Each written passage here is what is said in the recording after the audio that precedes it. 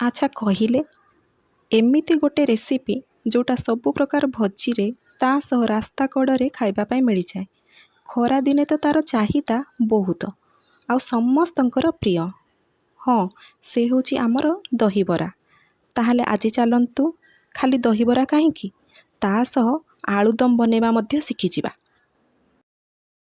ନମସ୍କାର ସାଙ୍ଗମାନେ, ମୁଁ ମୋର ୟୁଟ୍ୟୁବ୍ ଚ୍ୟାନେଲରେ ସିଜନ୍ସ ଆଣ୍ଡ ବାଇଟ୍ସରେ ଆପଣମାନଙ୍କୁ ସ୍ୱାଗତ ଜଣାଉଛି। ଦହିବରା ବନେଇବା ପାଇଁ ମୁଁ ଏଇଠି ପାଖାପାଖି 250 ଗ୍ରାମ ବିରିକୁ, ଯେଉଁଟାକି ଚୋପା ଛଡ଼ା ବିରି ରହିଛି, ତାକୁ ନେଇକି ଭଲସେ ଧୋଇ ଦେଇକି ତାକୁ ସୋକ୍ କରିବା ପାଇଁ ଓଭରନାଇଟ୍ ଛାଡ଼ି ଦେଇଛି। ଓଭରନାଇଟ୍ ନହେଲେ ମଧ୍ୟ ଆପଣ 5ରୁ 6 ଘଣ୍ଟା ମଧ୍ୟ ବିରିକୁ ବତୁରିବା ପାଇଁ ଛାଡ଼ିବେ, ଯାହାଫଳରେ କି ଆମର ବରା ଗୁଡ଼ାକ ସ୍ପଞ୍ଜି ହେଇଯିବ। ବିରିକୁ ବାଟିଲା ବେଳେ କମ୍ ପାଣି ଦେଇ ବାଟିବେ, କାହିଁକିନା ଏଇଥିରେ ଆମେ ବରା ପ୍ରସ୍ତୁତ କରିବା, ସେଇଥିପାଇଁ ପାଣିଆ ବାଟିବେ ନାହିଁ। ଏଇଠି ମୁଁ ବିରିରେ 1/4 ଟିସ୍ପୁନ୍ ବେକିଂ ସୋଡ଼ା ଦେଇଛି ଆଉ ତାକୁ ଭଲସେ ଗୋଳେଇ ଦେଇଛି, ଯାହାଫଳରେ କି ବେକିଂ ସୋଡ଼ା ଆକ୍ଟିଭେଟ୍ ହେଇଯିବ। ତା ସହ ମୁଁ ଏଇଠି 1/2 ଟିସ୍ପୁନ୍ ଲୁଣ ଦେଇକି ତାକୁ ଭଲସେ ଗୋଳେଇ ନେଇଛି। ଆମେ ବିରିକୁ ଭଲ ଭାବରେ ଫେଣି ନେବା, ଯାହାଫଳରେ କି ଆମର ବରା ଗୁଡ଼ାକ ଭଲସେ ଫୁଲିଯିବ। ବିରିକୁ ଭଲସେ ଫେଣି ନେବେ, ହାତରେ ଫେଣିବେ, ଯାହାଫଳରେ କି ବିରିର ପ୍ରତ୍ୟେକ କଣ ଭଲସେ ଫେଣି ହେଇଯିବ। ଆଉ କିଛି ସମୟ ତାକୁ ଛାଡ଼ିଦେବେ, ଯାହାଫଳରେ କି ତା ଭିତରେ ଏୟାର ତିଆରି ହେଇଯିବ।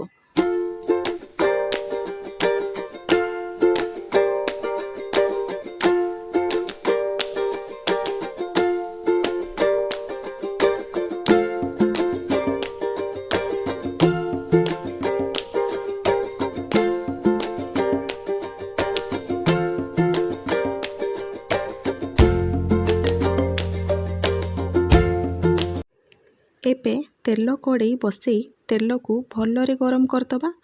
ହାତକୁ ଅଳ୍ପ ଓଦା କରି ବିରିକୁ ଗୋଲ ଗୋଲ ସେପ୍ ଦେଇ ତେଲରେ ପକାଇବା। ହାତ ଓଦା କରିବା ଦ୍ୱାରା ବିରି ହାତରେ ଲାଗିବନି ଆଉ ହାତରୁ କଡ଼େଇକୁ ଇଜିଲି ଖସିଯିବ।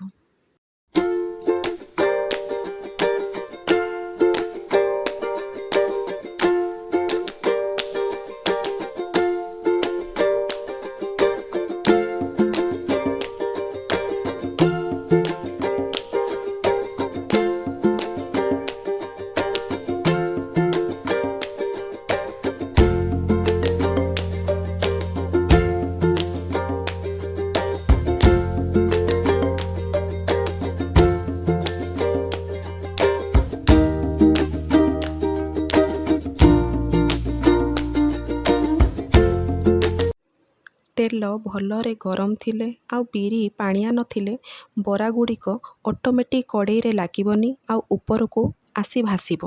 ଏଇଠି ଆପଣ ନିଜେ ଦେଖିପାରିବେ ବରା ଗୁଡ଼ାକ କୁକ୍ ହେଇଗଲା ପରେ ଫୁଲି ଯାଇଛି ଆଉ ତେଲରେ ଆସି ଭାସୁଛି।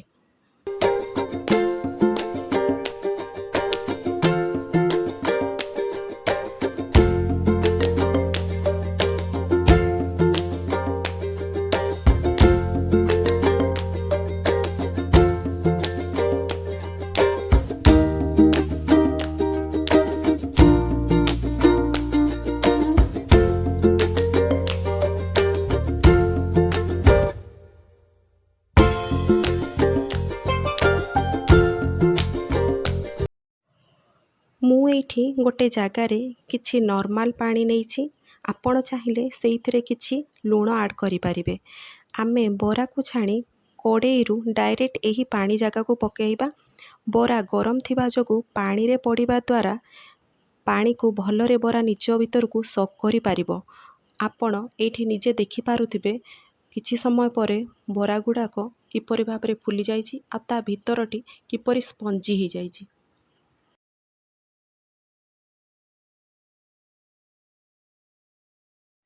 ଏବେ ମୁଁ ଗୋଟେ ଜାଗାରେ ଦହି ଆଉ ଲୁଣକୁ ଭଲରେ ଫେଣ୍ଟି ଦହି ପାଣି ଗୋଟେ ପ୍ରସ୍ତୁତ କରୁଛି।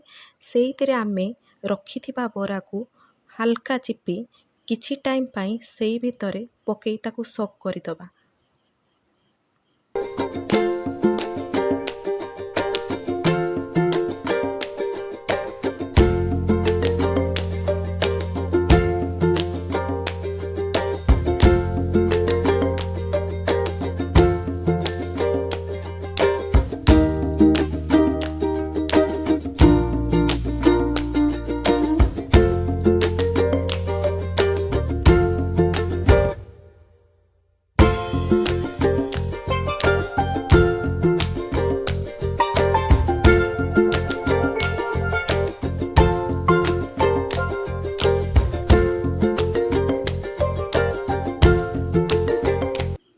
ଏବେ ଚାଲନ୍ତୁ ଆମେ ଦହିବରା ଆଳୁଦମ୍ ପ୍ରସ୍ତୁତ କରିନେବା। ସେଇଥିପାଇଁ ମୁଁ ଗୋଟେ କଡ଼େଇରେ ତେଲ ଗରମ କରି ସେଇଥିରେ କିଛି ଲବଙ୍ଗ, ଗୁଜୁରାତି, ଡାଲଚିନିକୁ ଭାଜି ନେଇଛି। ତା ସହ ପିଆଜ ବଟାକୁ ଭଲସେ ଭାଜି ନେଇଛି। ପିଆଜ ବଟା ଆମର ବ୍ରାଉନ୍ କଲର୍ ହେଇଗଲେ ସେଇଥିରେ ମୁଁ କିଛି ଲଙ୍କାଗୁଣ୍ଡ ଆଉ କିଛି ହଳଦୀ ଗୁଣ୍ଡକୁ ଦେଇ ତାକୁ ଭଲସେ ଭାଜି ନେଇଛି।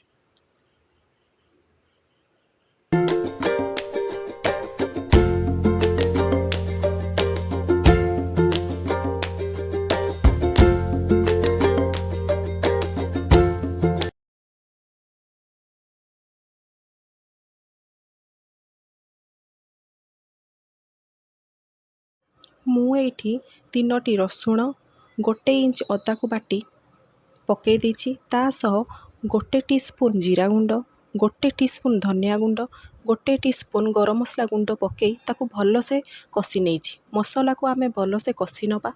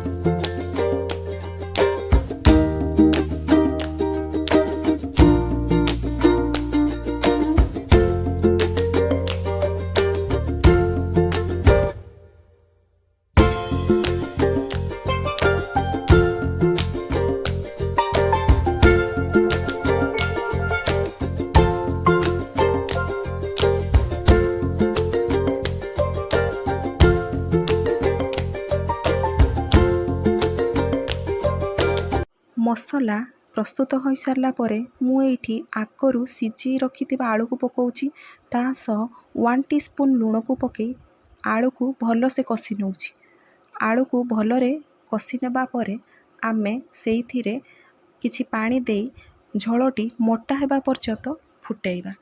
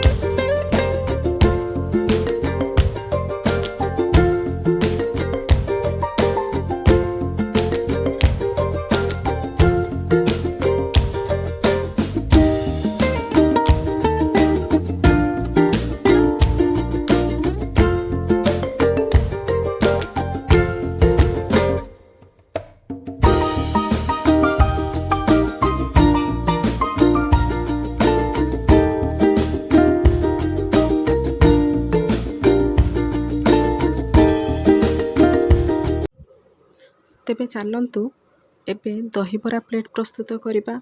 ମୁଁ ଏଇଠି କିଛି ବରାକୁ ନେଇଛି। ତା ଉପରେ ଆଳୁଦମ୍, ତା ସହ ଚିଲି ସସ୍, ଦହି, ବ୍ଲାକ୍ ସଲ୍ଟ, ଚାଟ୍ ମସଲାର ଗୋଟେ ପେଷ୍ଟ ତିଆରି କରି ତାକୁ चटनी हिसाब रे ता उपरे देइछि। ता सह मु एटे गार्निशिंग पाई किछि गाजर, बीट, काकुड़ी, धनिया पत्र, कंचा लंका, पियाज को नहीं आ ता सह किछि छणा सेव को नहीं ताकू भल से गार्निशिंग करिछि।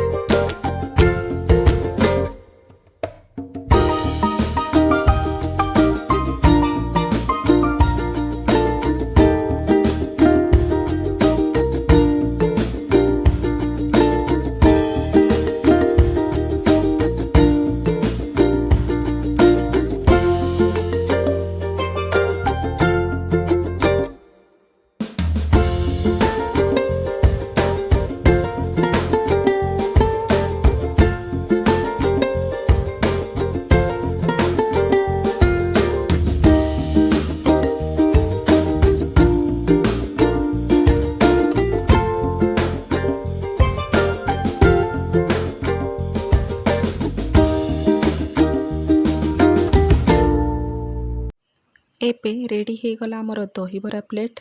देखिले प्लेटटी हेइछि ना लोभनीय। ताहले भिडियोटी भल लागिले लाइक करिवे, शेयर करिवे आ चैनलटी को सब्सक्राइब करिवे। भिडियोटी को फुल देखिथिबा जको आपनकु अनेक अनेक धन्यवाद।